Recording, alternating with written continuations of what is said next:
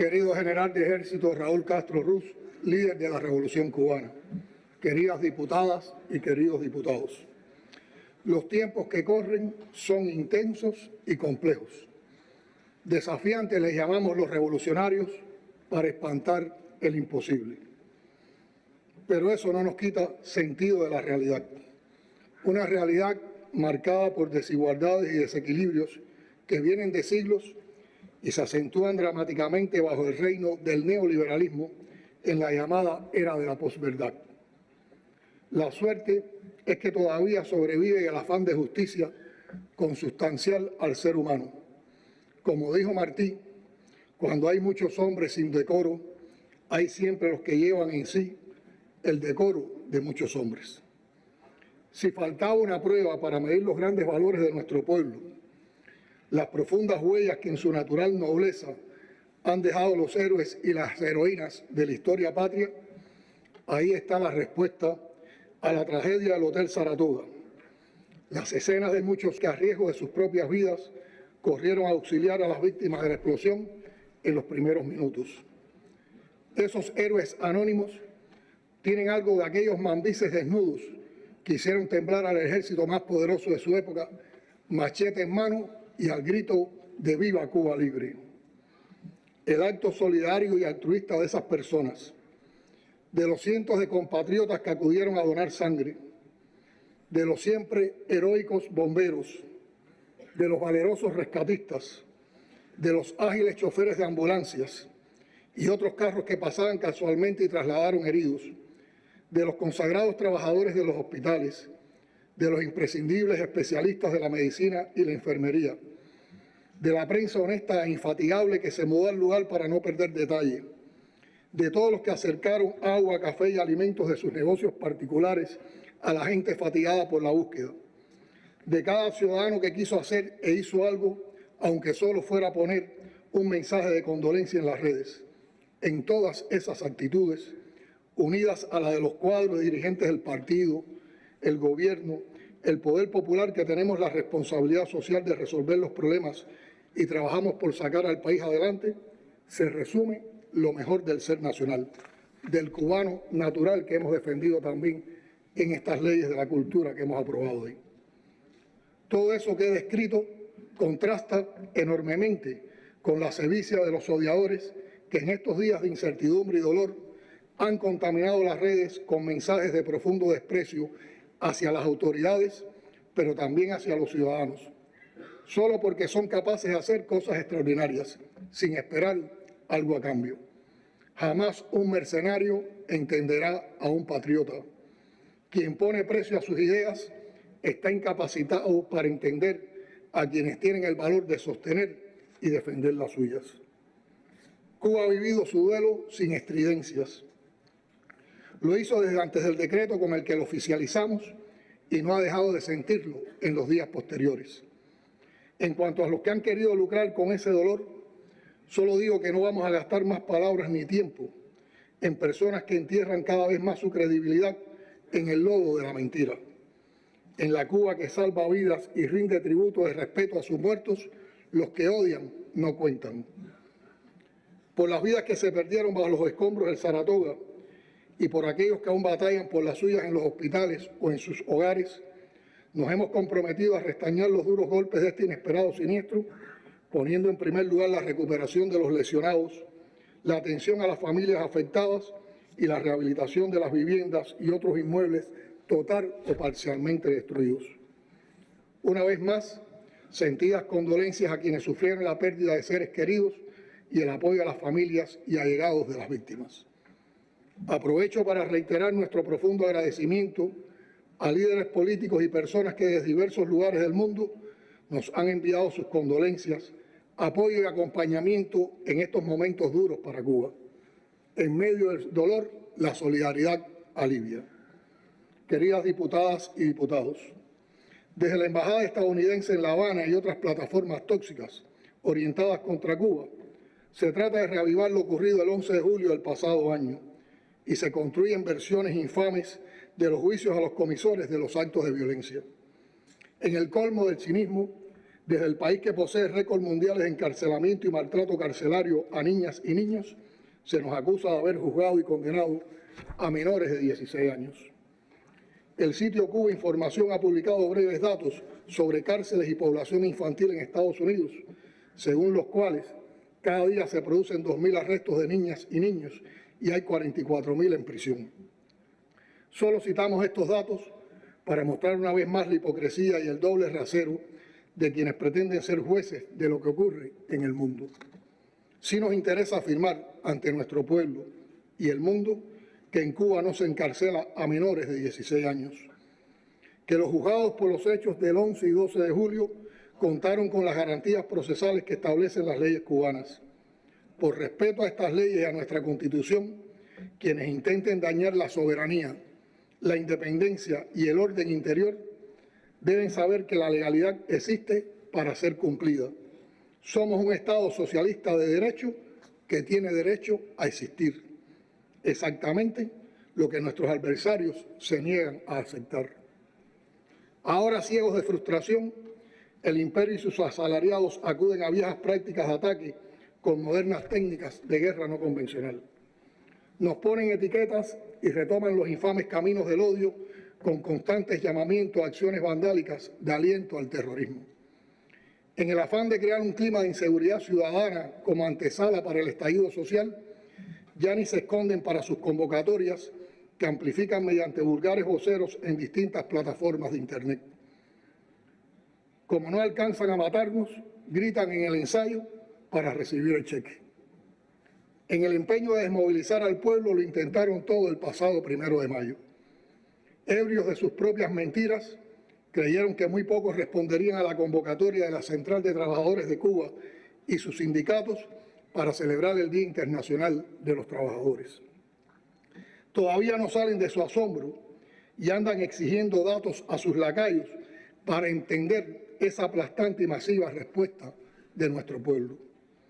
Dicen que hubo orden de dar bajo perfil a las imágenes de masividad y alegría en los mismos medios de comunicación que ya habían dañado su credibilidad al cubrir los sucesos del 11 de julio a golpe de falsas noticias, fake news y montajes. El mismo pueblo que diariamente critica lo que hacemos mal o no hacemos, que se indigna con las chapucerías, la insensibilidad, la desidia y el burocratismo, ese mismo pueblo desfiló, arrolló en conga y levantó carteles de apoyo a la revolución y de regreso a casa derrotó a la mentira al mostrar la verdad con sus publicaciones en redes. Ellos se encargaron de pintar el paisaje de nuestra resistencia creativa. Por ahí están los hermosos testimonios visuales de Cuba celebrando el triunfo del talento, el esfuerzo y la solidaridad en el enfrentamiento al más colosal de los desafíos que hayamos tenido. 2 años de pandemia con bloqueo recrudecido. Lo dijimos aquí, al pie del memorial a José Martí y en todas las plazas del país. Junto a Raúl y a la heroica generación del centenario, ratificamos ese 1 de mayo que se pudo, se puede y siempre se podrá.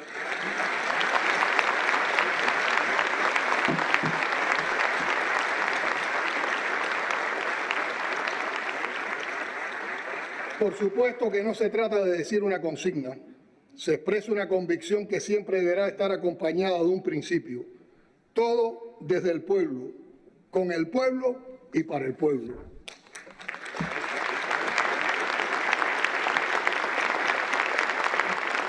Diputadas y diputados, desde el segundo semestre del año pasado veníamos alertando que el gobierno de los Estados Unidos impulsa un peligroso cisma internacional pretendiendo dividir al mundo selectivamente entre quienes estén dispuestos a someterse a la tutela impuesta desde Washington, por un lado, y los que están convencidos de su derecho soberano a la autodeterminación y decididos a defenderlo, por el otro. Las manifestaciones de esa ambición insensata no se han hecho esperar y las consecuencias ya se están pagando, especialmente en Europa. Están costando vidas y sufrimiento y provocando un daño económico global cuyo desenlace es difícil de predecir. Están convirtiendo al escenario europeo en un destino prominente de armamentos de toda clase, sin control real o perspectivas sobre su uso futuro. No debe olvidarse que el volumen de armas nucleares que hoy concentra en unos pocos países tiene la capacidad de destruir al planeta varias veces y las posibilidades de errores de cálculo no se pueden despreciar. El escenario global de la década de 1990, cuando los Estados Unidos disfrutaban de una supremacía hegemónica singular tras el colapso del campo socialista en Europa, no es el de hoy y sería una equivocación peligrosa pretender imponerlo por la fuerza. Conscientes de estas realidades, desarrollamos las relaciones internacionales sobre la base de principios y con pleno apego al derecho internacional, comprometidos con la paz, con la justicia y con el derecho a la plena independencia, el desarrollo y la seguridad de todos los países, en especial los del tercer mundo, que son los más amenazados. Así defendemos nuestras posiciones en los organismos internacionales con plena independencia, coherencia y responsabilidad. La política exterior cubana continuará teniendo como prioridad la batalla incesante contra el bloqueo económico de los Estados Unidos, su denuncia en todos los instantes y todos los rincones del planeta.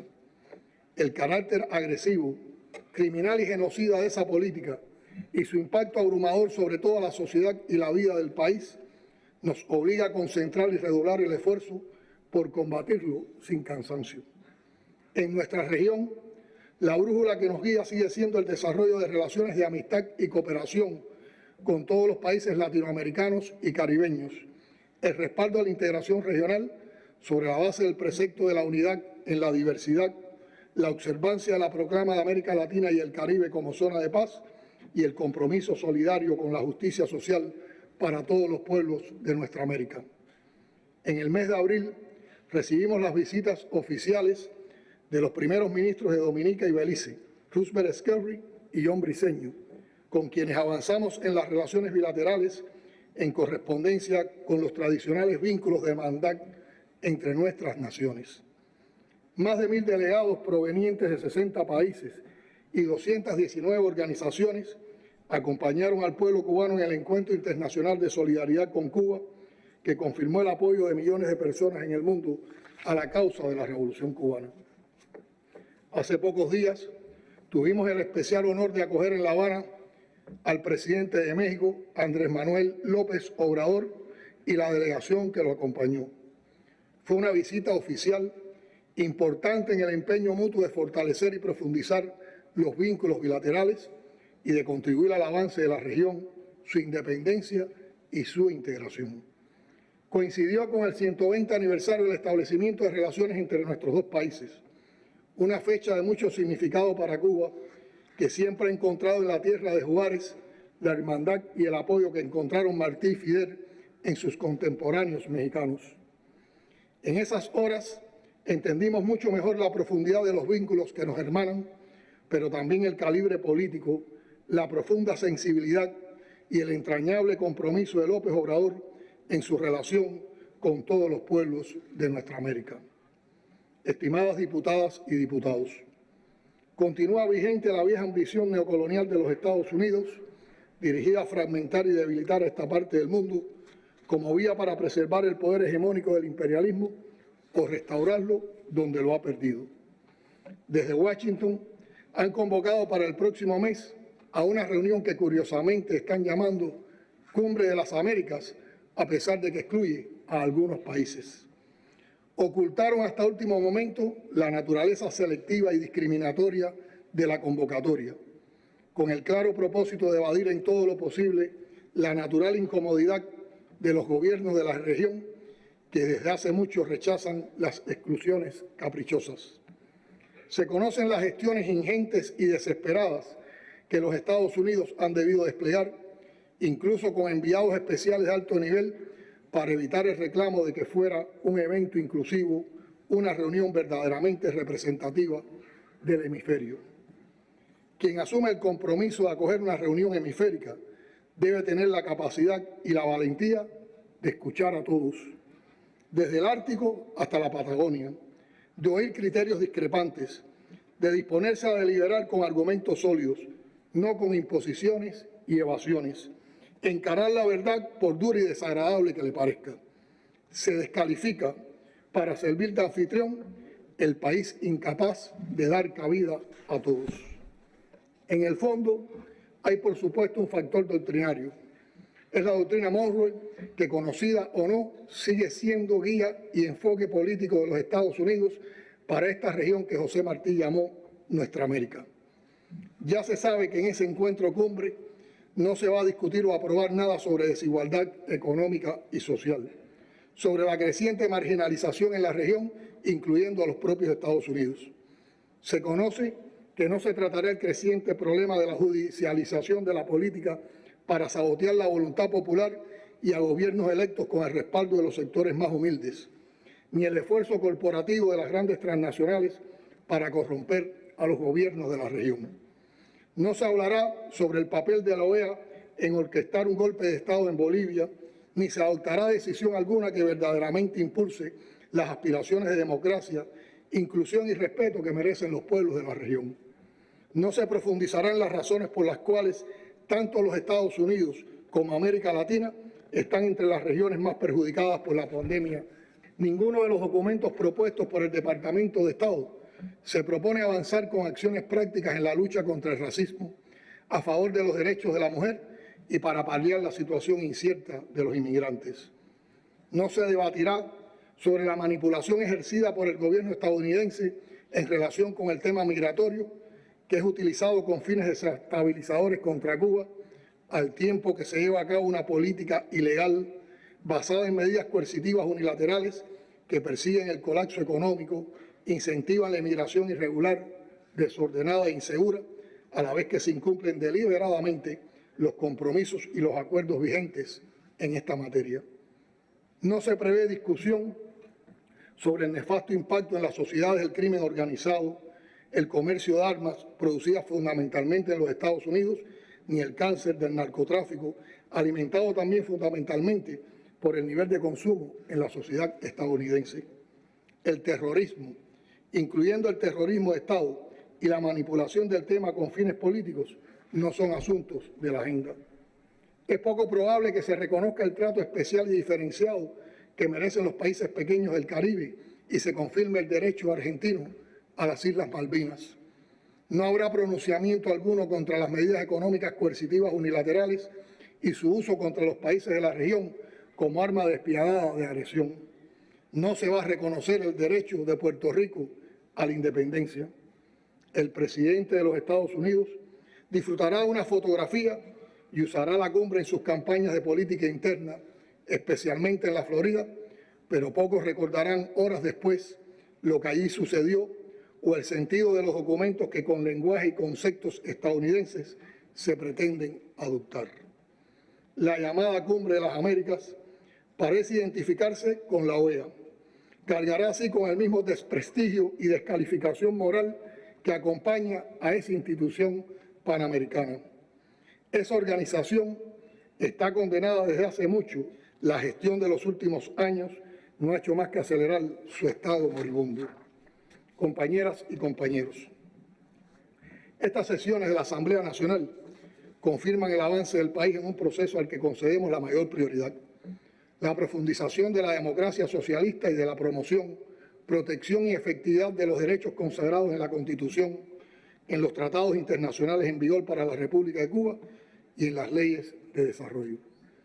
Somos conscientes de que el Estado socialista de derecho y justicia social será más democrático en tanto mantenga y profundice en la salvaguarda de la dignidad humana como valor supremo que sustenta el reconocimiento y ejercicio de los derechos y el cumplimiento de los deberes en la sociedad. Los derechos constitucionales posibilitan exigir o reclamar a través de diversas vías y mecanismos su protección ante la vulneración o transgresión, le otorgan legitimidad permanente al sistema político. En esta legislatura se han aprobado diversas leyes complementarias que encausan los mandatos constitucionales. Se promueven políticas públicas encaminadas a la protección integral de la infancia, de la adolescencia, de los adultos mayores, de las personas en situación de discapacidad, de las mujeres. Se desarrollan programas para la igualdad y la no discriminación por razones de cualquier condición o circunstancia personal que implique distinción lesiva a la dignidad humana. Se fortalece la función judicial para que el sistema de tribunales populares sea garante de los derechos constitucionales. Se han aprobado 8 leyes importantes para nuestro país: la de soberanía alimentaria, seguridad alimentaria y nutricional, la de datos personales, el nuevo Código Penal, la Ley de Ejecución Penal, la de amparo a los derechos constitucionales, la de recursos naturales y del medio ambiente, la del derecho de autor y el artista intérprete y la de protección al patrimonio cultural y al patrimonio natural.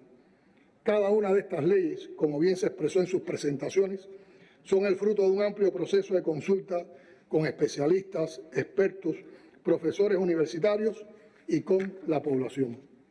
Se ha debatido y explicado acerca de sus contenidos, en particular todo lo referido al nuevo Código Penal, con el que se atemperan las regulaciones en esta materia y se unifica en un solo texto el ordenamiento jurídico penal del país, teniendo en cuenta los tratados internacionales en esta materia vigentes para Cuba. También viene a complementar las leyes que en el ordenamiento procesal penal se han aprobado por esta Asamblea e introduce modificaciones importantes en el ámbito de la prevención y el enfrentamiento al delito. Corresponde ahora divulgarlo a fin de fomentar en nuestra ciudadanía el respeto a la legalidad socialista. A los responsables con su aplicación les atañe actuar con la debida justeza. Esta es una herramienta que ha de emplearse con la racionalidad debida. Es un instrumento para proteger a la sociedad, a las personas y al orden político, económico y social consagrado en la Constitución de la República. Como recordarán, entre las cuestiones más novedosas que introdujo la actual Constitución de la República fue la amplia gama de derechos que reconoce. Protegerlos ante cualquier vulneración por parte de los órganos del Estado, sus directivos, funcionarios o empleados y los ciudadanos constituye el objetivo de la Ley de Proceso de Amparo de los Derechos Constitucionales que aprobamos en el día de ayer.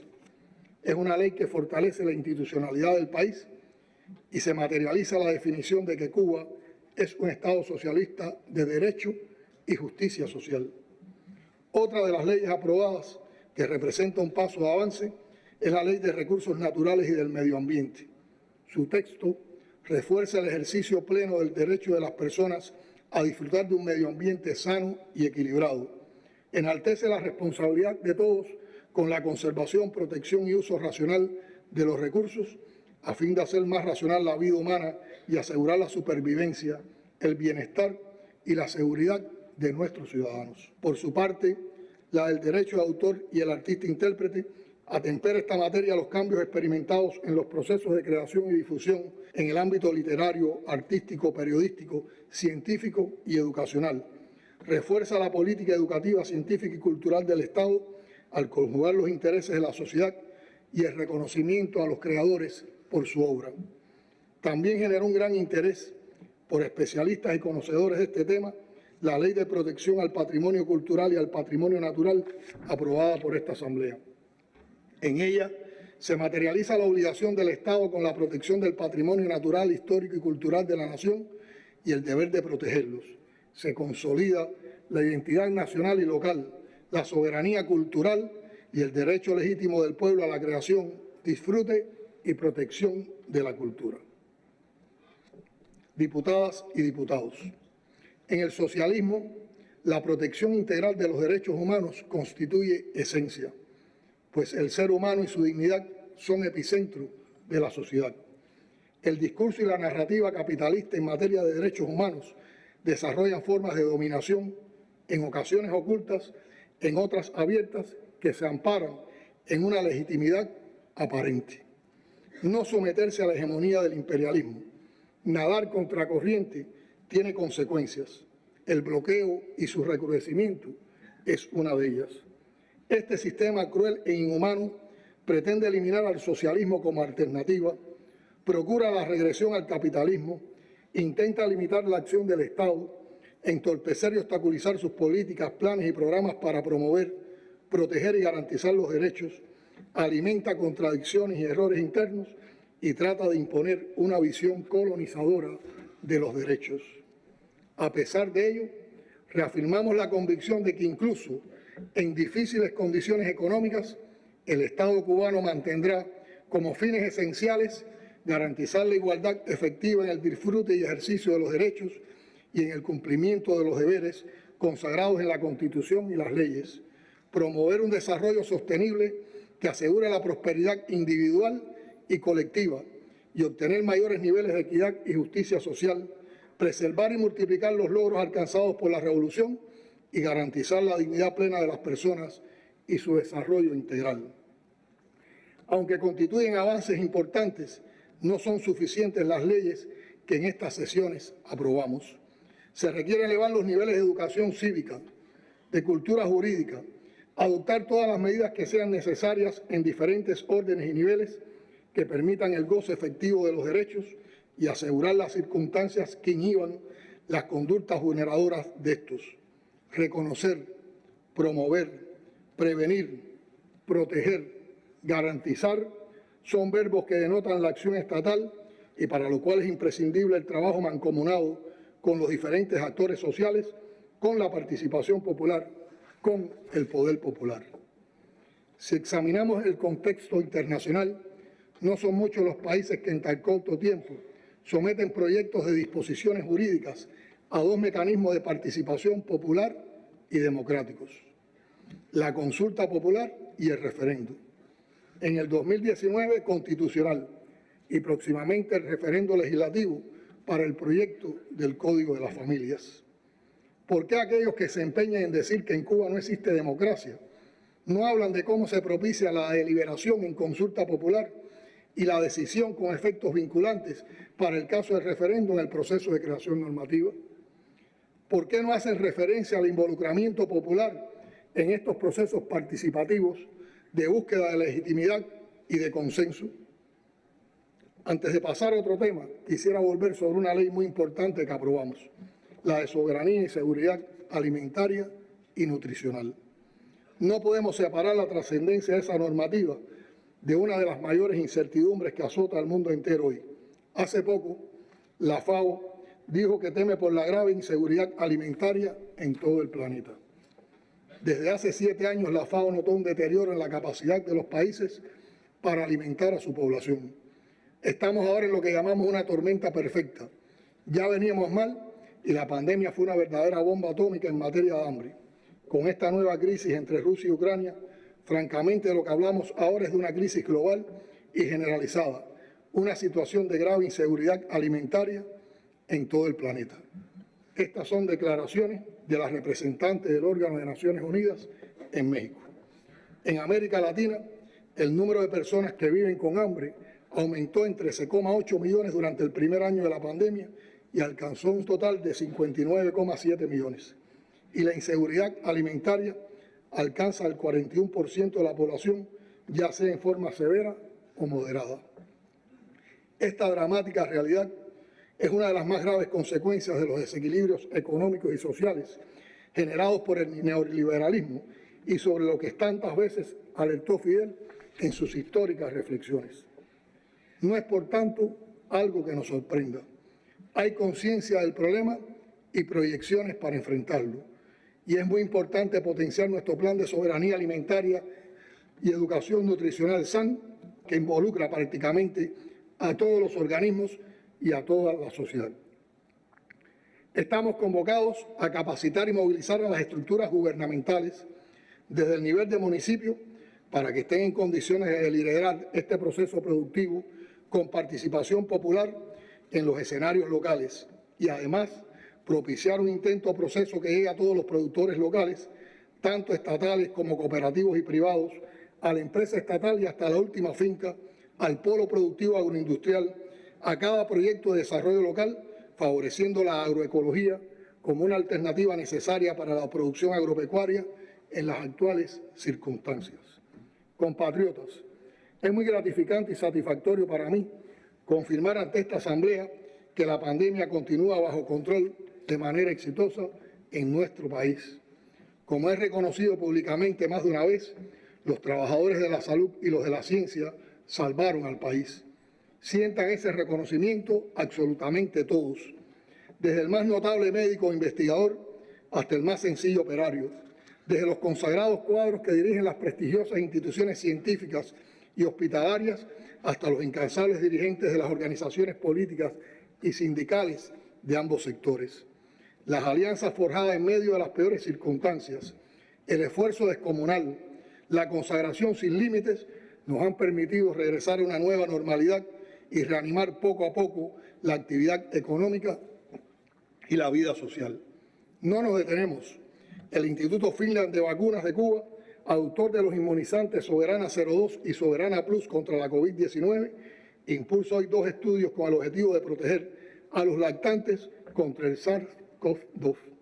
Según los expertos, después de haber vacunado a toda la población pediátrica del país con Soberana 02, a partir de los 2 años, mover la inmunización a este grupo etario tiene muy bajo riesgo en términos de seguridad. En otro orden de ideas, hablaremos de la economía. La economía mundial, tras un periodo gradual de recuperación en el año 2021, con un crecimiento de 5,9%, inició el 2022 en condiciones de gran incertidumbre, con proyecciones en el entorno del 3,6% de crecimiento. Las interrupciones en las cadenas de suministro y mayores precios de los alimentos y la energía han empujado al aumento de la inflación, a lo que se añaden los contagios de la COVID-19 y más recientemente el conflicto europeo. A la sombra de esa tendencia, la etapa pospandemia se proyecta mundialmente como un periodo de recuperación frágil y desigual, marcado por una lenta reanimación del comercio internacional. Las presiones de precios se han traducido en una inflación promedio proyectada para 2022 de 5,7% en las economías avanzadas y de 8,7% en las economías emergentes y en desarrollo. Para Cuba, sometida a un bloqueo recrudecido y criminal, el escenario está marcado adicionalmente por el encarecimiento de las importaciones, en especial combustibles y alimentos. Este complejo contexto al que tenemos que imponernos con medidas audaces e innovadoras, ajustadas a nuestro modelo de desarrollo social y con la mayor equidad posible, implica grandes desafíos para la gestión de la economía. Con ese propósito, ha sido actualizada la estrategia económico-social sobre la que se ha brindado información a los diputados y que constituye la hoja de ruta de las principales medidas para garantizar el cumplimiento de los objetivos y metas del Plan de la Economía Nacional. La amplia y documentada información que dio aquí el compañero Alejandro Gil me libera de entrar en más detalles que alargarían innecesariamente mis palabras. Solo me detendré brevemente en lo que ahora mismo es el centro de las preocupaciones de todas y todos, las medidas para contener la inflación. El Consejo de Ministros trabaja intensamente con objetivos y tareas muy claras que comenzarían con un esquema cambiario secundario para avanzar después en la recuperación del mercado cambiario, incluyendo en cuanto sea posible la compraventa de divisas a la población. No perdemos de vista que es preciso incrementar las ofertas y se dan los pasos en ese sentido, estimulando ante todo el aporte de las producciones nacionales, pero también mediante diferentes vías de comercio exterior. Se impondrán límites a los excesivos ingresos en instituciones y entidades estatales no sujetas a mayor producción y eficiencia, y habrá un redimensionamiento del aparato estatal que permita reducir los gastos y orientar los mismos a la atención a las situaciones de vulnerabilidad. También como parte de la estrategia se da continuidad al proceso de ampliación y diversificación de los actores económicos y se requiere acelerar la presentación de propuestas con nuevas transformaciones para la empresa estatal socialista, sujeto económico principal de nuestro modelo, principalmente en lo relacionado con su autonomía de gestión, acceso a recursos, misión y funciones de las juntas de gobierno, de las OGES, funcionamiento de las micro, pequeñas y medianas empresas estatales y las empresas filiales, entre otras. Otro aspecto complejo es el nivel de desequilibrio macroeconómico, que se expresa en el aumento de las presiones inflacionarias y la depreciación del tipo de cambio informal.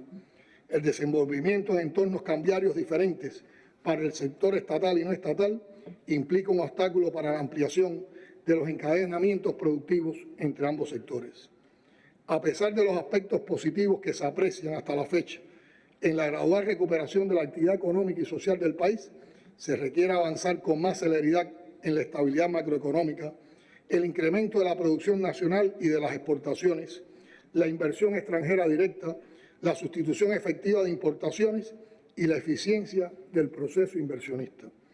En medio de la compleja situación que enfrentamos, se ratifican como prioridad la recuperación gradual del peso cubano como centro del sistema financiero, el enfrentamiento a la inflación, la estabilidad del sistema electroenergético nacional, la atención priorizada a personas, hogares y comunidades en situación de vulnerabilidad, la descentralización de competencias en función de una mayor autonomía en los municipios y las transformaciones del sistema empresarial estatal. A la par que se trabaja en la atención de las urgencias, no se renuncia al desarrollo. Se ha continuado perfeccionando la planificación estratégica del país mediante los macroprogramas, programas y proyectos, sistema de trabajo que ha permitido avanzar en la implementación de los lineamientos aprobados en el 8º Congreso del Partido Comunista de Cuba para el periodo 2016-2030. Compatriotas, el golpe y las pérdidas de los últimos días volvieron a poner ante nosotros un desafío aparentemente insuperable. La unidad, la solidaridad y el trabajo han vuelto a probarnos que juntos todos los desafíos pueden ser vencidos.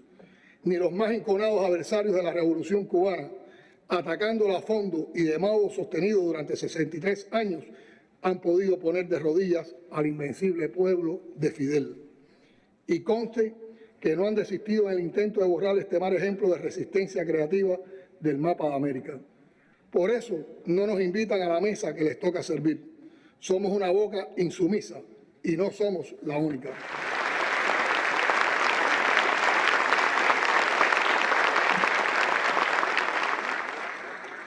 Hace poco me preguntaron cuál es la razón de que nos hayan vuelto a poner, por ejemplo, en una lista de países que amparan el terrorismo. No la hay. No existe razón alguna para el castigo, la sanción, el odio contra un pueblo noble, amoroso, gentil y alegre como el cubano. Solo hay sinrazones, perversidad, falta de ética y una grandísima frustración, porque llevan 63 años naufragando de derrota en derrota.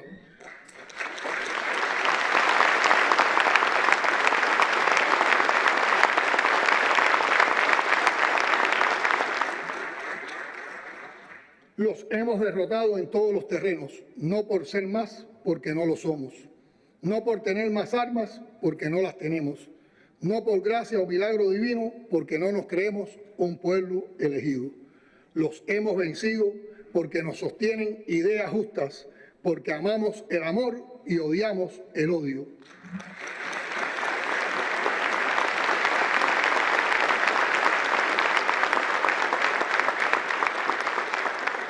Nuestra fuerza reside en valores humanos de inspiración martiana y fidelista, en el poder de la verdad y en la capacidad transformadora de la educación y la cultura.